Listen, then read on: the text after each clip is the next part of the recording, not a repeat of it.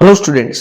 आज की वीडियो में हम जानेंगे केमिकल रिएक्शन एंड इक्वेशन के बारे में। ये हमारा चैप्टर नंबर फर्स्ट होगा और ये चैप्टर आपके एग्जाम के पॉइंट ऑफ व्यू से वेरी इंपॉर्टेंट होगा। इस चैप्टर को हम लगभग 15 से 20 मिनट में पूरा कंप्लीट कर लेंगे। ये रैपिड रिवीजन होगा। अब हम जान लेते हैं सबसे पहले केमिकल रिएक्शन क्या होती है। सबसे पहले जान लेते हैं हम केमिकल रिएक्शन। अब केमिकल रिएक्शन यहाँ पर क्या होगा, तो chemical reaction is a process in which one or more substance the reactant are converted into one or more different substance the product। मतलब यहाँ पर क्या होगा, कोई भी केमिकल सब्सटेंस जिसे हम क्या बोलेंगे रिएक्टेंट, है ना। तो आप हमेशा क्या करेंगे, रिएक्टेंट को किस में चेंज करेंगे, रिएक्टेंट को आप चेंज करेंगे किसमें, प्रोडक्ट में चेंज करेंगे। ठीक है। अब रिएक्टेंट जो रहेगा वो ऑलवेज आप किधर लिखेंगे, लेफ्ट हैंड साइड लिखेंगे और प्रोडक्ट को आप लिखेंगे राइट हैंड साइड लिखेंगे। ठीक है। तो लेफ्ट हैंड साइड जो लिख रहे हैं हम उसे बोलेंगे रिएक्टेंट, ये चेंज होगा किसमें, प्रोडक्ट में चेंज होगा, उसे हम क्या बोलेंगे, केमिकल रिएक्शन बोलेंगे। Common observation during a chemical reaction are, है ना। अब क्या होगा, जब कोई भी केमिकल रिएक्शन होगी तो क्या होगा, स्टेट में चेंज होगा या फिर चेंज इन कलर, कोई कलर में चेंज हो रहा होगा, चेंज इन टेम्परेचर, टेम्परेचर में चेंज हो रहा होगा, या किसी गैस का इवोल्यूशन होगा, है ना, इवोल्यूशन ऑफ गैस। तो यहाँ पर ये जो चारों आइडेंटिटी होगी, ये आइडेंटिटी रिप्रेजेंट करेगी कि वहां पर कोई ना कोई केमिकल रिएक्शन हो रहा है। अब हम जान लेते हैं सम कॉमन इंपोर्टेंट टर्म्स के बारे में, है ना। तो सबसे पहला टर्म आपके पास आ जाता है वर्ड इक्वेशन। वर्ड इक्वेशन किसे बोला जाता है, जब आप क्या करेंगे, किसी भी केमिकल रिएक्शन को वर्ड के फॉर्म में एक्सप्रेस करेंगे। जैसे यहाँ पर हमारे पास है magnesium plus oxygen to form a magnesium oxide, है ना। तो chemical reaction expressed in words, है ना। यहाँ पर आप क्या करेंगे, वर्ड्स के फॉर्म में किसी भी केमिकल रिएक्शन को एक्सप्रेस करेंगे तो उसे हम क्या बोलेंगे, वर्ड इक्वेशन बोलेंगे, है ना। यहाँ पर आपको दिख रहा होगा magnesium plus oxygen to form magnesium oxide. दूसरा हमारे पास टर्म आ जाता है केमिकल इक्वेशन। केमिकल इक्वेशन क्या होगा, यहाँ पर आप सिंबल्स के फॉर्म में रिप्रेजेंट करेंगे। अब brief representation of a chemical reaction in terms of symbols and formulas is known as chemical equation. तो यहाँ पर आप क्या करेंगे, सिंबल्स के फॉर्म में किसी भी केमिकल रिएक्शन को रिप्रेजेंट करेंगे। जैसे 2Mg प्लस O2 2MgO, है ना। ये जो वर्ड इक्वेशन था इसे हम किस फॉर्म में रिप्रेजेंट कर रहे हैं, सिंबल्स के फॉर्म में रिप्रेजेंट कर रहे हैं, तो हम इसे क्या बोलेंगे, केमिकल इक्वेशन बोलेंगे। थर्ड टर्म आ जाता है हमारे पास स्केलेटल केमिकल इक्वेशन, है ना। तो जो अनबैलेंस केमिकल इक्वेशन होगी, है ना, अनबैलेंस केमिकल इक्वेशन क्या होती है, जब आपके पास रिएक्टेंट होगा, है ना। जैसे सपोज करो यहाँ पर है हमारे पास Mg plus O2 to form MgO। अब आप यहां पर देखिए तो रिएक्टेंट साइट और प्रोडक्ट साइट एटम्स का नंबर इक्वल नहीं है, और जब एटम्स का नंबर रिएक्टेंट और प्रोडक्ट साइट इक्वल नहीं होगा तो हम उसे क्या बोलेंगे, अनबैलेंस केमिकल इक्वेशन बोलेंगे। यहां पर आपको मैग्नीशियम कितना दिख रहा है, तो यहां पर मैग्नीशियम जो है वो 1 है और ऑक्सीजन कितना है, ऑक्सीजन 2 है। इधर हम देखें प्रोडक्ट साइड तो मैग्नीशियम कितना है, 1 है और ऑक्सीजन भी कितना है, 1 है। मतलब ये जो हमारे पास है यहाँ पर एटम्स का नंबर इक्वल नहीं है। मैग्नीशियम दोनों तरफ इक्वल है बट ऑक्सीजन दोनों तरफ अनइक्वल है ना। इधर 2 है और उधर 1 ही दिख रहा है आपको। तो ये इक्वेशन को हम क्या बोलेंगे, स्केलेटल केमिकल इक्वेशन बोलेंगे। Unbalance chemical equation is called skeletal chemical equation. अब आ जाता है balance chemical equation. Balance chemical equation क्या होगा, जब दोनों तरफ एटम्स का नंबर इक्वल हो जाएगा तो हम उसे क्या बोलेंगे, उसे बोलेंगे हम बैलेंस्ड केमिकल इक्वेशन। इधर भी आपको मैग्नीशियम 2 दिख रहा होगा, इधर भी मैग्नीशियम 2 दिख रहा है, इधर भी ऑक्सीजन 2 है, इधर भी ऑक्सीजन 2 है। ये जो 2 है इस 2 का मल्टीप्लाई मैग्नीशियम के साथ भी और ऑक्सीजन के साथ भी, तो ये जो होगी बैलेंस केमिकल इक्वेशन होगी, जब रिएक्टेंट साइड और प्रोडक्ट साइड दोनों तरफ एटम्स का नंबर क्या हो जाएगा, इक्वल हो जाएगा। A chemical equation can be made from informative by indicating, है ना। आप केमिकल रिएक्शंस को और भी ज्यादा इंफॉर्मेटिव बना सकते हैं with the help of solid, liquid और गैस एक्वस, है ना। यहां पर आप क्या करेंगे, रिएक्टेंट और प्रोडक्ट की जो रहेगी स्टेट को भी मेंशन कर सकते हैं। जैसे यदि लिक्विड स्टेट में है रिएक्टेंट या प्रोडक्ट जो रहेगा वो लिक्विड स्टेट में, तो आप एल का यूज करेंगे, है ना। गैसेस स्टेट में होगा तब आप क्या करेंगे, स्मॉल जी का यूज करेंगे, और सॉलिड स्टेट में होगा तब आप क्या करेंगे, यहाँ पर एस का यूज करेंगे। ठीक है। एक्वस स्टेट में होगा, है ना। एक्वस मतलब क्या होता है, एक्वस मतलब जब आप रिएक्टेंट और प्रोडक्ट को वाटर के अंदर डिसोल्व कर देंगे तो हमारे पास एक सॉल्यूशन फॉर्म होगा, उसे हम बोलेंगे एक्वस सॉल्यूशन, है ना। ठीक है। रिएक्शन कंडीशन आप क्या करेंगे, रिएक्शन कंडीशंस को भी मेंशन कर देंगे। जैसे टेम्परेचर होगा, प्रेशर होगा, कैटलिस्ट होगा, etcetera, below and above the arrow, है ना। कभी भी आपने किसी केमिकल रिएक्शन को देखा होगा, जैसे हम बात करें यहाँ पर लेड नाइट्रेट, ठीक है, लेड नाइट्रेट है ना, लेड नाइट्रेट है हमारे पास 2, और यहाँ पर आप इसको क्या दे रहे हैं, हीट दे रहे हैं, है ना। तो यहाँ पर आपने और भी ज्यादा इंफॉर्मेटिव बना दिया इसे। कैसे? क्योंकि यहाँ पर आप हिट, जो एरो का साइन है उसके ऊपर आपने हिट भी मेंशन किया है ना। और ये जो लेड नाइट्रेट है ये कैसा है, ये लेड नाइट्रेट है एक्वस, ठीक है, एक्वस है ना। अब एक्वस है तो आपने इसका स्टेट भी मेंशन किया कि वो एक्वस है ना। और एरो के ऊपर ने आपने क्या लिखा है, हिट, मतलब इसको क्या कर रहे, आप हिट भी प्रोवाइड कर रहे। यहाँ पर हमारे पास क्या होगा, 2PbO प्लस 4NO2, है ना, ये गैस होगा, ये क्या होगा हमारे पास, ये भी एक्वस होगा, ठीक है। और यहाँ पर हमारे पास होगा NO2 प्लस O2, ठीक है। तो इस तरीके से ये रिएक्शन क्या हो जाएगा, और भी इंफॉर्मेटिव बन जाएगा। जब आप यहाँ पर हीट का सिंबल्स लगा रहे हैं, वहां पर एक्वस है, NO2 गैस है, ऑक्सीजन भी गैस है, सभी की स्टेट भी आप मेंशन कर रहे हैं। और यहाँ पर हमें टेम्परेचर रिक्वायर्ड है, इसलिए हम हीट भी प्रोवाइड कर रहे हैं। तो ये रिएक्शन और भी इंफॉर्मेटिव बन जाएगी। जब यहाँ पर आप टेम्परेचर, प्रेशर, कैटालिस्ट का यूज करेंगे तो इस रिएक्शन को आप और भी इंफॉर्मेटिव बना पाएंगे, ठीक है। अगला हम देख लेते हैं यहाँ पर exothermic reaction, the reaction in which heat is released. ऐसी रिएक्शन जहां पर क्या होगा, हीट रिलीज होगा, है ना। The formation of product is called exothermic reaction, है ना। तो ऐसी रिएक्शन जहां पर क्या होगा, हीट रिलीज होगी, उन रिएक्शंस को आप क्या बोलेंगे, एक्सोथर्मिक रिएक्शन बोलेंगे, है ना। बर्निंग ऑफ कोल, जब आप कोल को बर्न करेंगे तो भी हीट रिलीज होगी। Burning of natural gas, methane को आप बर्न करेंगे तो भी क्या होगा, यहाँ पर हीट रिलीज होगी। रेस्पायरेशन इज ए प्रोसेस, है ना, ये भी क्या होगी, एक एक्सोथर्मिक प्रोसेस होगी, क्योंकि यहाँ भी एनर्जी रिलीज होती है। रिएक्शन ऑफ क्यूक्लाइम, है ना, जब आप क्यूक्लाइम को वाटर के अंदर डिसोल्व करेंगे तो यहाँ पर फॉर्म होगा स्लैग लाइम, और यहाँ से क्या होगी, यहाँ से हीट रिलीज होगी, ठीक है। और ऐसी रिएक्शन जहां पर हीट रिलीज होगी उसे आप बोलेंगे क्या, एक्सोथर्मिक रिएक्शन बोलेंगे। Decomposition of vegetable matter into compost, तो ये भी हमारे पास क्या होगी, ये भी हमारे पास एक्सोथर्मिक रिएक्शन होगी। अब जान लेते हैं एंडोथर्मिक रिएक्शंस के बारे में। एंडोथर्मिक रिएक्शंस क्या होगा, the reaction in which energy is absorb, यहाँ पर एनर्जी क्या होगी, एब्जॉर्ब होगी। और एनर्जी एब्जॉर्ब होगी तो आप क्या बोलेंगे वहां पर, इसे हम बोलेंगे एंडोथर्मिक रिएक्शन। फॉर एग्जांपल, जब आप आयरन सल्फेट को हिट करेंगे तो यहाँ पर आयरन ऑक्साइड, सल्फर डाइऑक्साइड और सल्फर ट्राई ऑक्साइड फॉर्म हो रहा है। ये क्या होगा, यहाँ पर हीट जो रहेगा, ये जो सब्सटेंस रहेगा ये हीट को क्या कर रहा है, गेन कर रहा है, एब्जॉर्ब कर रहा है। तो यहाँ पर ये जो रहेगी इसे एंडोथर्मिक रिएक्शन बोलेंगे। ऐसे ही लेड नाइट्रेट को भी जब आप हीट प्रोवाइड करेंगे तो ये ब्रेक हो जाएगा। कैल्शियम कार्बोनेट को भी हम हीट प्रोवाइड करेंगे तो ये भी ब्रेक हो जाएगा। फोटोसिंथेसिस, जहां पर सनलाइट क्या होता है, सनलाइट एब्जॉर्ब होता है, तो यहाँ पर एनर्जी एब्जॉर्ब हो रही है, तो हम इसे क्या बोलेंगे, एंडोथर्मिक रिएक्शन बोलेंगे, ठीक है। तो ये होती है एक्सोथर्मिक और एंडोथर्मिक रिएक्शंस। अब जान लेते हैं हम types of chemical reactions. Chemical reactions जो रहेगा यहाँ पर हमें 8 टाइप से दिए हुए। सबसे पहला होगा कॉम्बिनेशन, दूसरा होगा डिकम्पोजिशन रिएक्शन, तीसरा डिस्प्लेसमेंट, चौथा होगा डबल डिस्प्लेसमेंट, पांचवा होगा प्रिसिपिटेशन रिएक्शन, छठा होगा ऑक्सीडेशन, सेवंथ होगा रिडक्शन और एट्थ होगा रेडॉक्स रिएक्शन। चलो, तो अब हम जान लेते हैं सबसे पहले combination reaction. The reaction in which two और more substance combine to form a single product, जब यहाँ पर क्या होगा, दो या दो से ज्यादा रिएक्टेंट्स कंबाइन होंगे और यहाँ पर आपको दिख रहा होगा एक सिंगल प्रोडक्ट फॉर्म हो रहा है। तो जब दो रिएक्टेंट या दो से ज्यादा रिएक्टेंट्स कंबाइन होंगे और एक सिंगल प्रोडक्ट फॉर्म करेंगे तो हम उसे क्या बोलेंगे, कॉम्बिनेशन रिएक्शन बोलेंगे, ठीक है। C+O2 will give CO2, H2 plus O2 H2O, है ना। तो यहाँ पर दो रिएक्टेंट कंबाइन हो रहे हैं, एक सिंगल प्रोडक्ट दे रहे हैं, सभी जगह पर दो रिएक्टेंट कंबाइन हो रहे हैं और एक सिंगल प्रोडक्ट मिल रहा है। Calcium oxide react with water to form a slaked lime, है ना। तो ये जो स्लैग लाइम फॉर्म हो रहा है ना। द सॉल्यूशन ऑफ क्विकलाइम, है ना, इसे हम क्या बोलेंगे, quicklime. CaO is called quicklime with water which give slaked lime, CaOH का whole twice is used for the whitewashing. और इसका यूज किस में करते हैं हम, जो CaOH का होल ट्वाइस है इसे हम बोलते हैं स्लैग लाइम, और इसका यूज आप करते हैं white washing of the walls.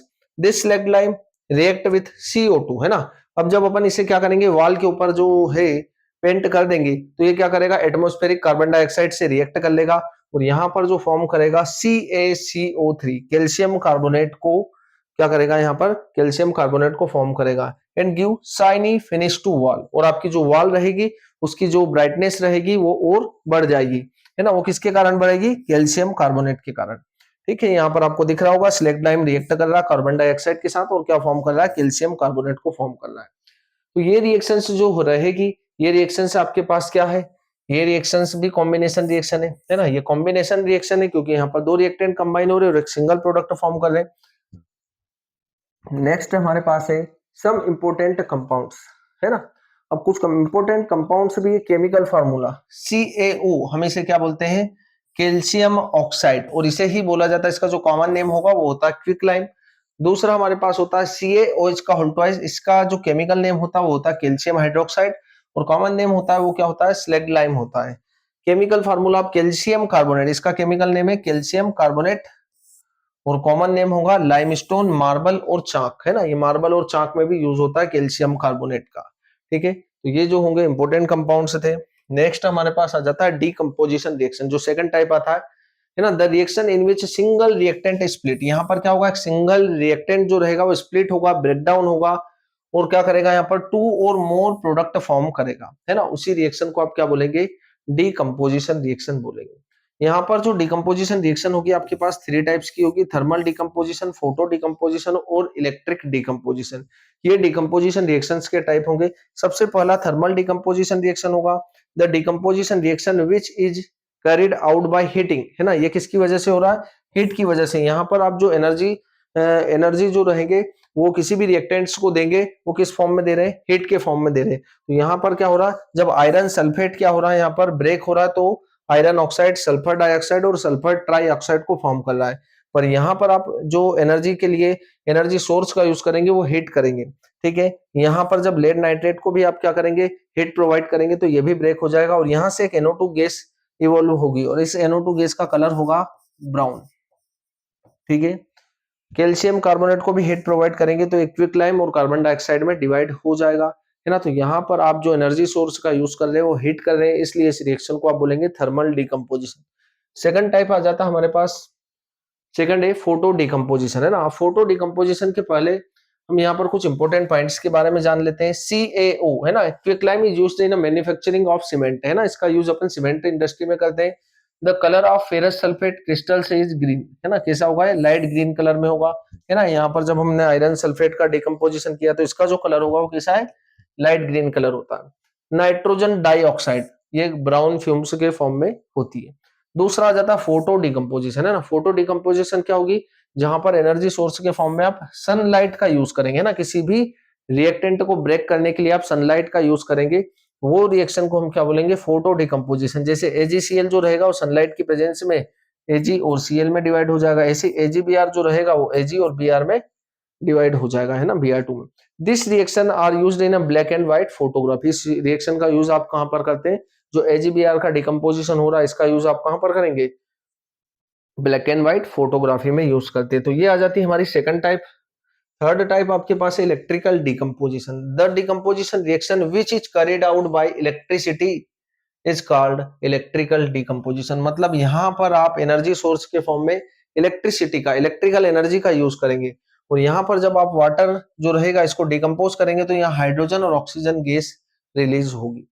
In electrolysis of water hydrogen gas released at cathode, है ना, तो हाइड्रोजन जो रहेगी वो कैथोड पर रिलीज होगी, and oxygen is released at anode, और ऑक्सीजन जो रहेगी वो एनोड पर रिलीज होगी। The amount of hydrogen gas collected at cathode is double, है ना, जो आपके पास हाइड्रोजन गैस रिलीज होगी वो डबल हो रही है, यहाँ पर आपको दिख रहा होगा 2H2, और ऑक्सीजन क्या है यहाँ पर 1 रेशो में, तो यहाँ पर हाइड्रोजन और ऑक्सीजन का रेशो कितना होगा, 2:1 होगा। ठीक है, the amount of oxygen gas collected in anode, है ना, तो ऑक्सीजन जो रहेगी हमारी एनोड पर मिलेगी और हाइड्रोजन गैस जो रहेगी वो कैथोड पर मिलेगी, है ना। When 2 mole of water is decomposed, है ना, यहाँ पर 2 मोल्स क्या हो रहे, डिकम्पोज हो रहे, देन 2 मोल ऑफ हाइड्रोजन, यहाँ पर आपको 2 मोल्स हाइड्रोजन के मिल रहे, इन 1 mole of oxygen gas is produced, तो यहाँ पर आपको 2 मोल मिलेंगे किसके, हाइड्रोजन के, और 1 मोल मिलेगा आपको किसका, ऑक्सीजन का। थर्ड टाइप है हमारे पास रिएक्शन का, वो होता है displacement reaction, the reaction in which highly reactive metal displace the less reactive metal. तो यहाँ पर क्या होगी, हाईली रिएक्टिव मेटल जो रहेगी वो लेस रिएक्टिव मेटल को डिस्प्लेस कर देगी, और हमारे पास क्या होगा, एक सॉल्ट फॉर्म होगा। देखो यहाँ पर आयरन जो रहेगा वो क्या होता है, मोर रिएक्टिव होता है एज कंपेयर टू कॉपर, है ना। कॉपर जो है, यहाँ से आप देखें तो ये रिएक्टिविटी सीरीज में जो टॉप पर मेटल्स प्रेजेंट होगी इनकी रिएक्टिविटी हाई होती है, जैसे पोटेशियम, सोडियम, बेरियम, कैल्शियम, इनकी रिएक्टिविटी हाई है एज कंपेयर टू कॉपर। तो ये क्या होगा, आयरन जो रहेगा यहाँ पर मोर रिएक्टिव होगा, कॉपर को डिस्प्लेस कर देगा। जिंक भी यहाँ पर क्या है, ज्यादा रिएक्टिव है कॉपर की कंपेयर में, तो जिंक कॉपर को डिस्प्लेस कर देगा। लेड भी कॉपर को क्या कर सकता है, डिस्प्लेस कर सकता है। तो ये जो रहेगा यहाँ पर क्या होगा, मोर रिएक्टिव मेटल जो रहेगी वो लेस रिएक्टिव मेटल को डिस्प्लेस कर देगी, तो उस रिएक्शन को आप डिस्प्लेसमेंट रिएक्शन बोलेंगे।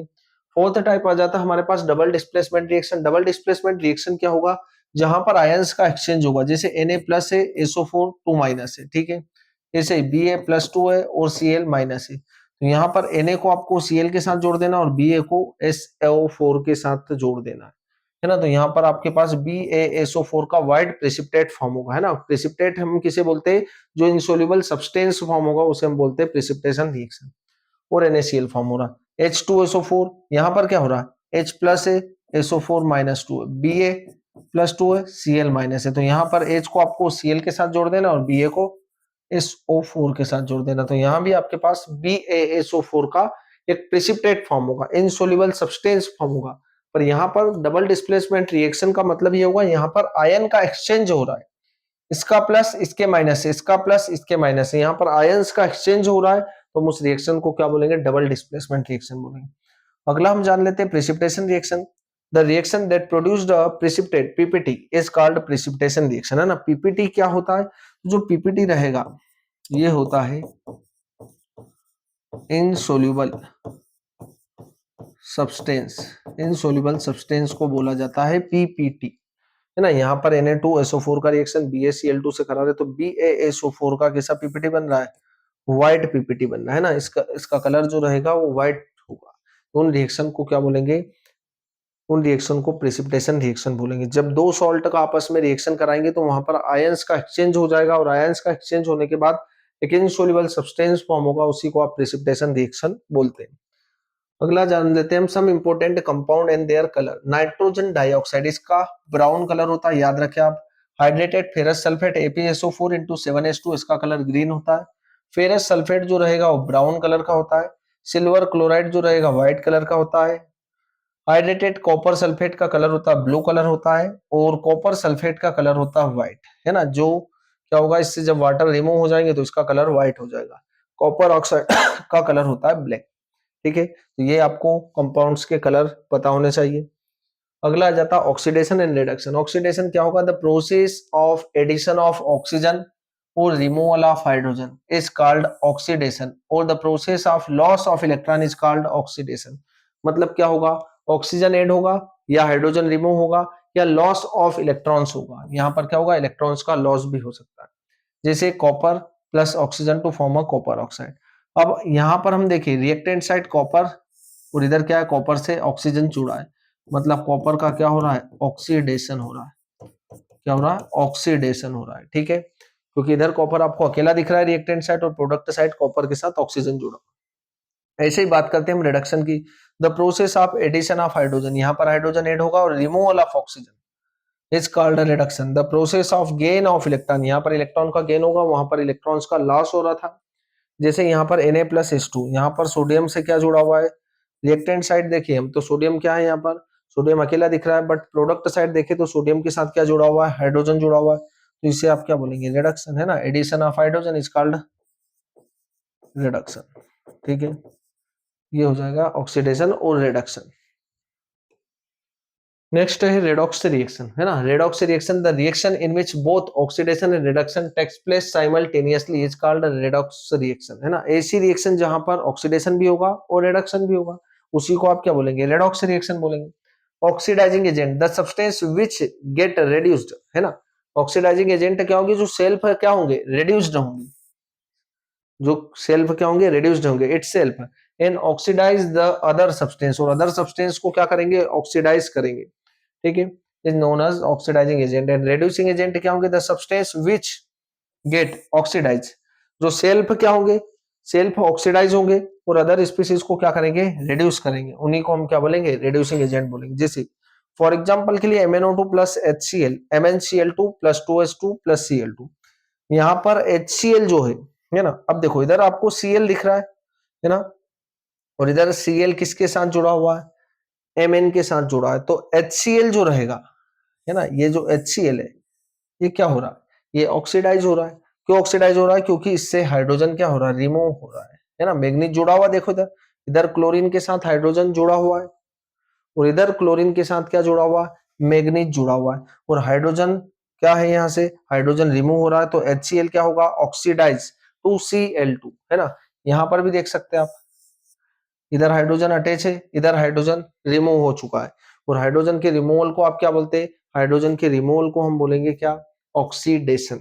ठीक है, ऑक्सीडेशन बोलना आपको। तो यहाँ पर ऑक्सीडेशन हो रहा है किसका? HCl का, है ना। तो HCl is oxidise to Cl2, है ना। HCl किस में ऑक्सीडाइज हो रहा है? Cl2 में। MnO2 इज reduced MnCl2, है ना। MnO2 क्या होगा? MnCl2 में reduced होगा। ऑक्सीडाइजिंग एजेंट क्या होगा? यहाँ पर MnO2 होगा और रिड्यूसिंग एजेंट क्या होगा? HCl होगा। ठीक है, ये होंगे ऑक्सीडाइजिंग और रिड्यूसिंग एजेंट। अगला आ जाता है हमारे पास कोरोजन। अगला आ जाता है कोरोजन। कोरोजन क्या होगा? The process by which metals are slowly eaten away by the reaction of air, water and chemical present in atmosphere is called corrosion, है ना। तो क्या होगा? कोई भी मेटल जो रहेगा वो क्या होगा? एटमॉस्फेरिक एयर या गैसेस की प्रेजेंस में क्या हो जाएगा? कोरोड हो जाएगा, है ना। कोरोड हो जाएगा मतलब उसका जो सरफेस रहेगा वो क्या हो जाएगा? खराब हो जाएगा, है ना। जैसे rusting of iron, black coating of silver, है ना। सिल्वर के ऊपर ब्लैक कोटिंग हो जाता है, या रस्टिंग ऑफ आयरन आपको सामने डायग्राम या इमेज में दिख रहा होगा। Green coating on copper, copper के ऊपर क्या बन जाती है? ग्रीन लेयर फॉर्म हो जाती है, तो उसे भी आप क्या बोलते हैं? कोरोजन बोलते हैं। कोरोजन को प्रिवेंट करने के लिए आपको क्या करना? By applying oil, grease, paint and varnish on the surface, है ना। सरफेस पर आप क्या करेंगे? ऑयल, ग्रीस, पेंट या वार्निश को भी क्या कर सकते हैं? अप्लाई कर सकते हैं। ये होता है कोरोजन। अगला टॉपिक आ जाता है रेंसिडिटी। रेंसिडिटी क्या होगा? The process of slow oxidation of oil and fat present in a food materials resulting in the change of smell and taste, है ना। तो कोई भी जो फूड सब्सटेंस रहेगा जिसमें ऑयल और फैट प्रेजेंट होगा वो क्या होगा? स्लोली ऑक्सीडाइज हो जाएगा। और स्लोली ऑक्सीडाइज होगा तो उसका क्या होगा? स्मेल और टेस्ट क्या हो जाएगा? चेंज हो जाएगा। इस फिनोमिना को आप बोलेंगे रेंसिडिटी। इसको प्रिवेंट करने के लिए आप क्या करेंगे? Bye keeping the food air tight container, है ना। फूड सब्सटेंस को आपको एयर टाइट कंटेनर में रखना है। By flushing of the bag of chips with nitrogen gas, है ना। नाइट्रोजन गैस फिल कर देंगे। By keeping the food in refrigerator, है ना। कहां पर रखेंगे आप? रेफ्रिजरेटर में। By adding antioxidant like BHA, butylated hydroxy anisole, and BHT, butylated hydroxytoluene, इनका यूज आप रेंसिडिटी के प्रिवेंशन के लिए कर सकते हैं। ये आपका चैप्टर यहाँ पर कंप्लीट हो जाता है।